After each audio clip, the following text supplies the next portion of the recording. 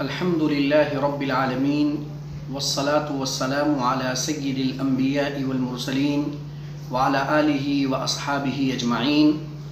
बिस्मिल्लाहिर रहमानिर रहीम। व इज़ा औजब अहदुल मुतआक़िदैनिल बैअ फल आख़रु बिल ख़ियारि इन शाअ क़बिल फ़िल मजलिस व इन शाअ रद्दहु फ़अय्युहुमा क़ाम मिनल मजलिसि क़ब्लल क़ुबूलि बतलल ईजाबु फ़इज़ा हसलल ईजाबु वल क़बूलु लज़िमल बैअु वला ख़ियार लिवाहिदिन मिनहुमा इल्ला मिन ऐबिन औ अदमि रु'यतिन।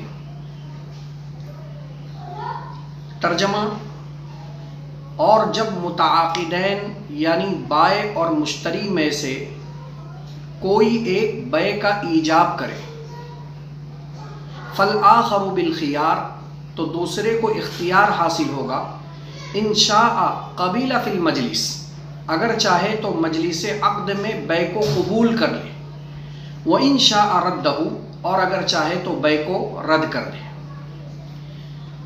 फ़अय्युहुमा क़ाम मिनल मजलिसी मुतआक़िदैन बाय और मुश्तरी में से जो कोई मजलिस से उठ खड़ा हो, क़ब्लल क़ुबूली बै को कबूल करने से पहले, बतलल ईजाबु तो ईजाब बातिल हो जाएगा।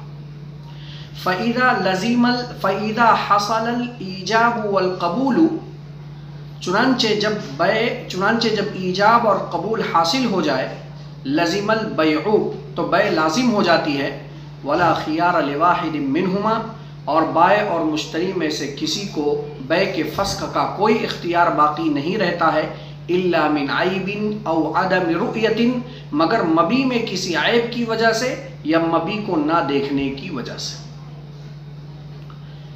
ये तो इबारत और उसका तर्जमा हुआ। मुसन्निफ़ अलैहिर्रहमा इस इबारत के तहत ये बात बयान कर रहे हैं कि मुतआक़िदैन में से जब कोई एक बै का ईजाब करे, मसलन बेचने वाला बाय वो अपनी मबी को बेचने का ईजाब करे कि मैंने अपनी इस मबी को 100 रुपये के इवज़ आपको फ़रोख्त कर दिया, ये उसकी तरफ से ईजाब पाया गया। और ये बात पहले आ चुकी है कि जिसकी तरफ से भी पहल होगा वो पहल ईजाब कहलाएगा। अब जब इसकी तरफ से ईजाब पाया गया तो सामने वाले को शरीयत मजलिस अक़्द के अंदर दो बातों का इख्तियार देती है कि जब तक मजलिस बाकी है, मजलिस के इस बका की सूरत में चाहे मजलिस का बाकी रहना तूल पकड़ जाए, जब तक मजलिस बाकी है सामने वाले को कबूल का इख्तियार बाकी है। दूसरा इख्तियार शरीयत ने उसको ये दिया कि वो इस ईजाब को कबूल ना करे, रद्दहु बल्कि उसको रद्द कर दे। यहाँ ये समझना है कि बै के ईजाब के बाद सामने वाले के खियारे कबूल का जो इख्तियार है वो मजलिस के बका तक बाकी रहता है। जब तक मजलिस बाकी है कबूल का इख्तियार बाकी है, मजलिस ख़त्म हो गई कबूल का इख्तियार ख़त्म हो गया। इसीलिए आगे मुसन्निफ़ अलैहिर्रहमान ने जिक्र किया फ़अय्युहुमा क़ाम मिनल मजलिसी क़ब्लल क़ुबूली दोनों में से जो कोई मजलिस से उठ खड़ा हो बै को कबूल करने से पहले, बतलल ईजाबु ईजाब बातिल हो गया। सवाल ये पैदा हुआ कि बकाए मजलिस तक कबूल का इख्तियार बाकी रहता है और मजलिस के ख़त्म होने के बाद कबूल का इख्तियार बाकी नहीं रहता है, ऐसा क्यों?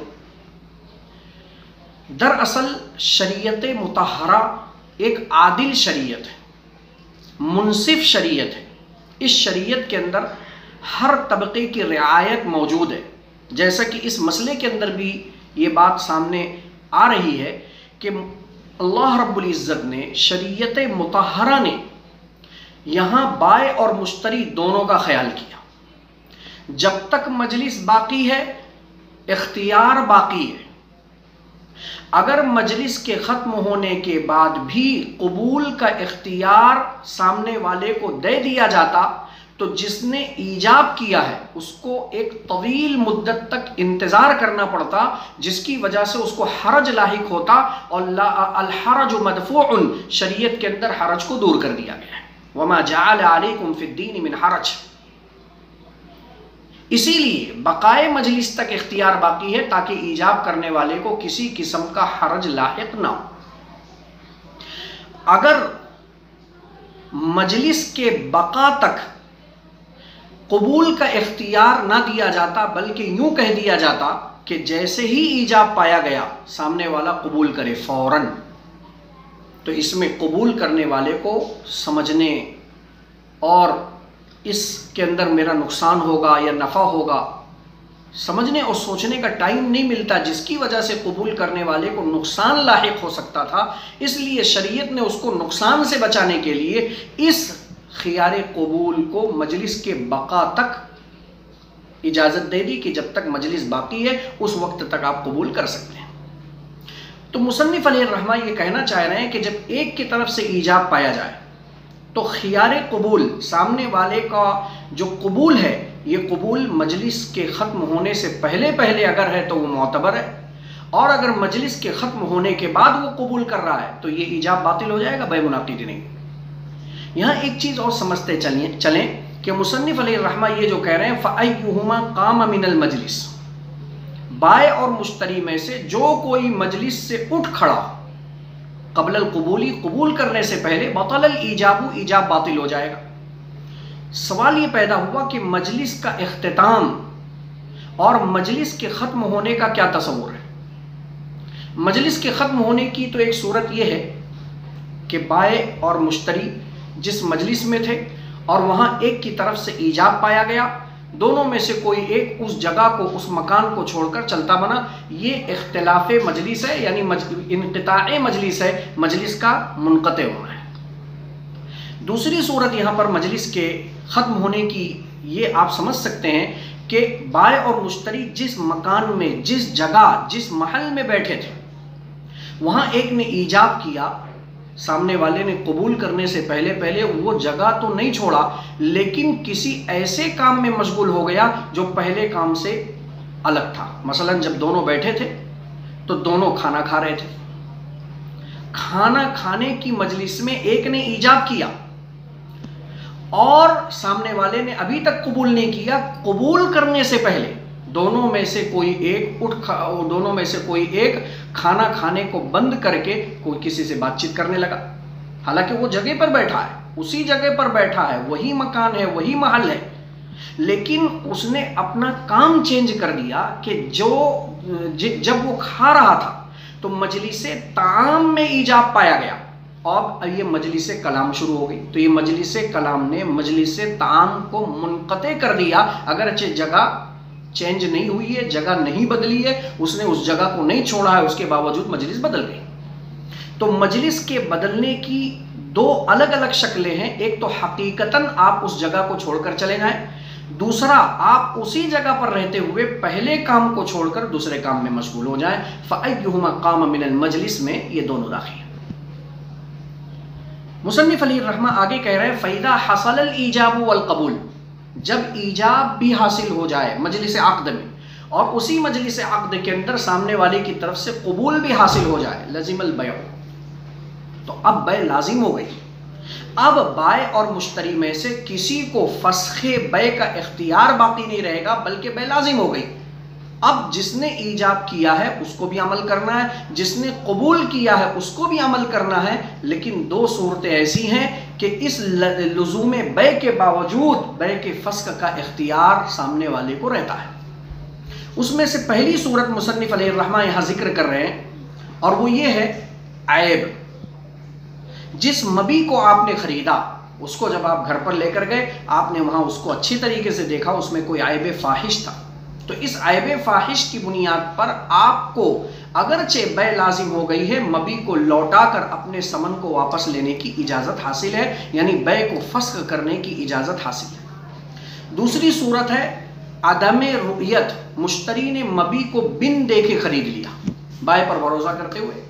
जब बै लाजिम हो गई, उसने समन अदा कर दिया, मबी जब उसके कब्जे में आई तो उसको वो पसंद नहीं आई, लिहाजा इस अदम रुयत की बुनियाद पर वो बै को फस्ख कर सकता है। खियार ऐब और खियार रुयत का मुस्तकिल बयान मुसन्निफ अलैहिर्रहमा आगे करेंगे, इंशाअल्लाह वहाँ तफसीलन उस पर गुफ्तगू करेंगे। इस इबारत के तहत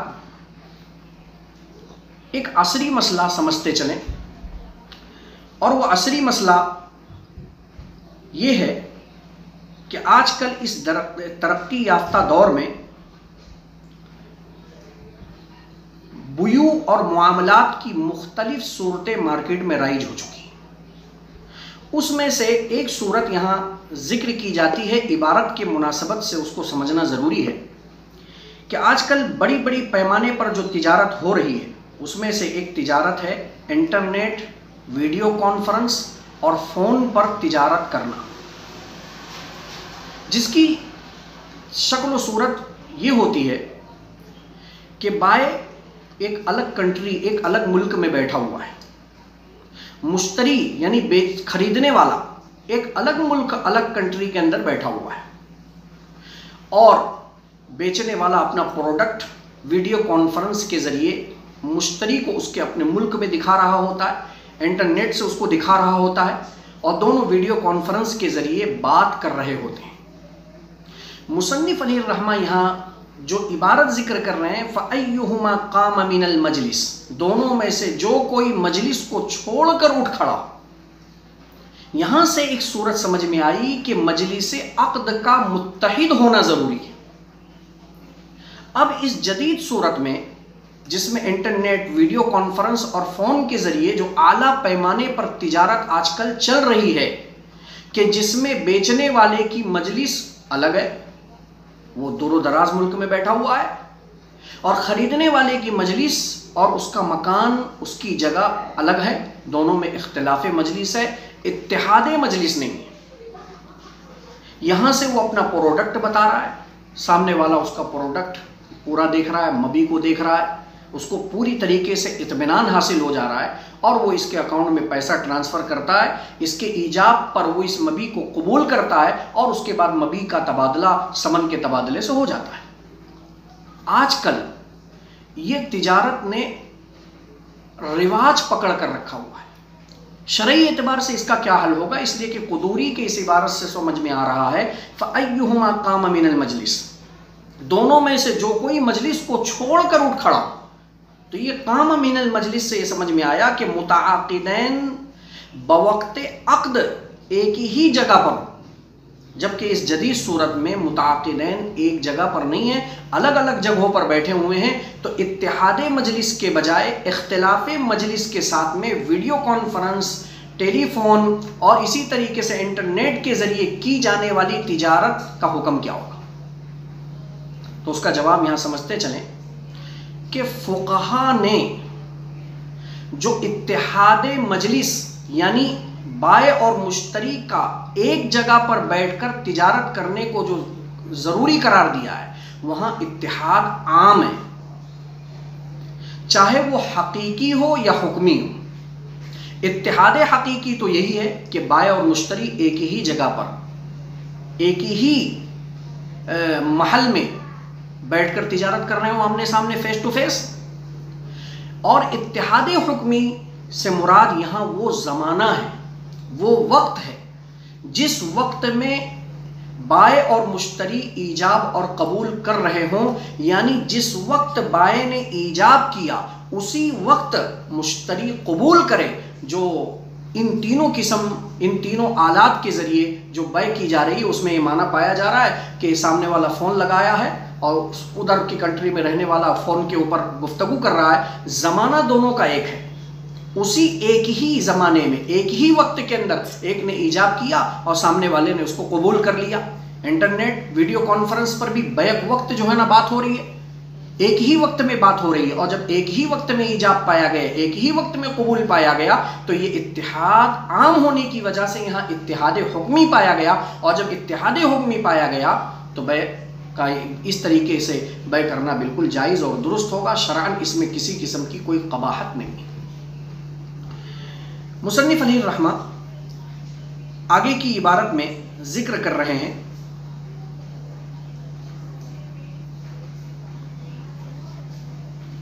वल आवादुल मुशार्रु इलैहा ला यहताजु इला मारिफती मिक़दारिहा। वो इवज़ें जिनकी तरफ इशारा कर दिया जाए उनकी मिक़दार का जानना कोई ज़रूरी नहीं है। यहाँ अल आवाज़ से मुराद मबी और समन है। मुसन्निफ़ अलैहिर्रहमा इस इबारत के तहत ये बताना चाहते हैं कि आम हालात में चाहे मबी हो चाहे समन हो, उसके मिक़दार और वस्फ़ का जानना ये ज़रूरी है। अगर मिक़दार और वस्फ़ में या जिन्स में किसी भी किस्म की जहालत पाई गई तो फसदल बैउ यानी बै फासिद हो जाएगी। लेकिन अगर बाए ने अपनी मबी की तरफ इशारा कर दिया और वो मबी मजलिस अक़्द में मौजूद है, इशारा उसी वक्त पाया जाएगा जबकि वो मजलिस अक़्द में मौजूद हो। गायब की तरफ इशारा नहीं होता है, हाजिर की तरफ इशारा होता है। मुश्तरी ने अपने समन की तरफ इशारा कर दिया और वो समन मजलिस अक़्द में मौजूद है, हालांकि बाए और मुश्तरी में से किसी को मबी और समन की मिक़दार में ना तो मिक़दार का इल्म है और ना तो उसके सिफ़ात का इल्म है। मसलन सूरत मसला ये है कि गंदम का ढेर लगा हुआ है, बाए को भी नहीं पता कि ये कितना किलो है। मजलिस अक़्द में वो गंदम का ढेर रखा हुआ है और बाए उस गंदम के ढेर की तरफ इशारा करके कहता है कि मैंने इस गंदम के ढेर को इतने रुपए के अंदर फ़रोख्त कर दिया। सामने वाले ने अगर उसे कबूल कर लिया, हालांकि सामने वाले को भी नहीं पता है वो कितना किलो है, खुद बेचने वाले को नहीं मालूम है कि उसकी मिक़दार क्या है, बैजाइज़ है। इसी तरीके से अगर मुश्तरी ने अपने मुट्ठी के अंदर समन रखा या किसी थैली के अंदर समन रखा और उसे ये नहीं मालूम कि थैली में कितना रकम है, मुट्ठी के अंदर कितनी रकम मौजूद है, उसे कुछ पता ही नहीं, और वो मुट्ठी बंद करके या थैली को सामने रखकर ये कह रहा है कि मैंने आपकी ये मबी इस समन के इवज़ में ख़रीद लिया, इशारा कर रहा है इस समन के इवज़ में, वैसा ही ला यहताजु इला मारिफती मिक़दारी। वजह क्या है? इशारा तायीन की दलील है। गोया कि जब बाए ने अपनी मबी की तरफ इशारा कर दिया, मुश्तरी ने अपने समन की तरफ इशारा कर दिया, तो यहाँ एक किस्म की तायीन पाई गई और इस तायीन ने सामने वाले को ये इशारा कर दिया कि जो कुछ भी है इसे देख लो।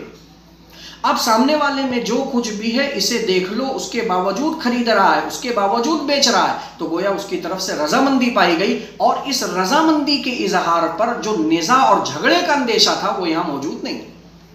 यहाँ एक उसूल भी समझते चलें कि बाबे मुआमलात में हर ऐसा अमल, हर ऐसी बै की सूरत जिसमें बाय और मुश्तरी के दरमियान निज़ा और झगड़े का इम्कान हो, शरीयत उसे कभी भी जायज़ नहीं करार देगी, उसे हमेशा नाजायज़ करार देगी। तो ये जो शर्त शरीयत ने लगाया कि मबी की मिक़दार मुतय्यन हो, उसका वस्फ़ मुतय्यन हो, उसकी जिन्स मालूम हो, समन की मिक़दार और सिफत का जानना ज़रूरी, ये जो शर्तें शरीयत ने लगाई है, इसके लगाने का मकसद भी यही है कि बाय और मुश्तरी में किसी किस्म का निज़ा और झगड़ा ना पैदा हो, किसी किस्म के झगड़े का इम्कान बाकी ना रहे। तो यहाँ पर जहाँ मबी और समन की तरफ इशारा कर दिया जाए तो इस इशारे की वजह से जो झगड़े का इम्कान था वो सिफत तायीन की वजह से ख़त्म हो चुका है। इसलिए मुसन्निफ़ फरमा रहे हैं वल अअवादुल मुशार्रु इलैहा ला यहताजु इला मारिफति मिक़दारिहा, कि वो इवज़ें यानी वो मबी और समन अल मुशार्रु इलैहा जिनकी तरफ इशारा कर दिया गया हो, ला यहताजु इला मारिफति मिक़दारिहा, उसके मिक़दार के जानने की कोई हाजत नहीं है, कोई ज़रूरत नहीं। यहाँ एक मसला समझते चलें, असरी मसला। आजकल बै की एक शक्ल है जिसको फुक़हा बैए मन यजीद कहते हैं और जिसको हम अपनी ज़बान में नीलामी और ऑक्शन कहते हैं। बड़ी बड़ी फैक्ट्रियां जब बंद हो जाती हैं, बड़े बड़े कारखाने जब ठप हो जाते हैं, नाकारा हो जाते हैं और वो काबिले इस्तेमाल नहीं रहते हैं, तो उस फैक्ट्री और उस कारखाने का मालिक ऑक्शन करवाता है, नीलामी करवाता है कि मेरे इतने एकड़ ज़मीन में जो ये कंपनी बनी हुई है, मुझे उसका डेमोलेशन करवाना है, उसका ऊपर का जो ढांचा है उसे बेचना है, लिहाजा वो इतने एकड़ में बनी हुई है, उसमें इतने कमरे लगे हुए हैं, उसमें इतनी मिशनरियाँ लगी हुई हैं। ये इस तरीके की वो मुख्तसर सी तफसील सामने वाले ख़रीदार हजरात की तरफ सेंड कर देता है, भेज देता है और एक तारीख़ मुतय्यन कर देता है, और उस मुतय्यन तारीख़ में एक मुतय्यन जगह पर लोगों को बुलाया जाता है। जो तालिबीन होते हैं, जो ख़रीदार होते हैं, वो उस मुतय्यन वक्त में मुतय्यन जगह पर हाजिर हो जाते हैं और फिर वहाँ बोली लगती है। जिसकी सबसे ज़्यादा बोली होती है, बेचने वाला उसके हाथ इसको फरोख्त कर देता है। यहां पर भी आप ये समझिए कि जो फैक्ट्री, जो कारखाना जमीन के ऊपर खड़ा है, उसमें कितना किलो लोहा होगा, कितनी ईंटें होंगी, कितना टन उसके अंदर जो है ना पीतल अल्मुनियम निकलेगा, वो ना तो खरीदार को मालूम होता है और ना ही बेचने वाले को मालूम होता है। लेकिन चूंकि उसकी तरफ इशारा कर दिया गया होता है, अल-अअवादुल मुशार्रु इलैहा, कि मैं अपनी ये फैक्ट्री, मैं अपना ये कारखाना बेच रहा हूं, जो लेने वाले हजरात हैं वो आवे। अब उसमें से जो सबसे ज़्यादा बोली लगाता है वो उसके हाथ पर उसको फ़रोख्त कर दे रहा है। हालांकि यहाँ पर मबी की मिकदार में जहालत है, मबी की तादाद में यहाँ जहालत है, लेकिन उसके बावजूद चूँकि इशारा पाया गया और इस इशारे की वजह से ताईन का माना पाया गया, और इस सिफत ताईन की वजह से बाय और मुश्तरी के दरमियान जो झगड़े का इम्कान था वो ख़त्म हो गया। इसलिए ऑक्शन की ये सूरत मबी में जहालत की सूरत पर भी जायज़ है, शरअन इसमें किसी किस्म की कोई कबाहत नहीं। अस्सलामु अलैकुम व रहमतुल्लाहि व बरकातुहू।